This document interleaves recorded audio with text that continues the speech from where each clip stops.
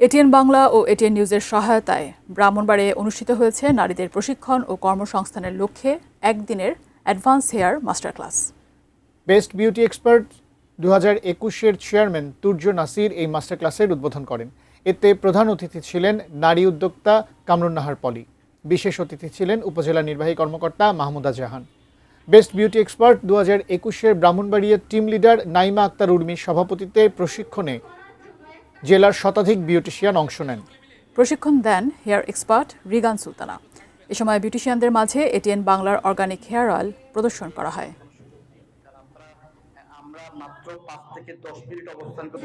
না হয় sir next time আর এটা হবে না, আপনাদেরকে সুন্দর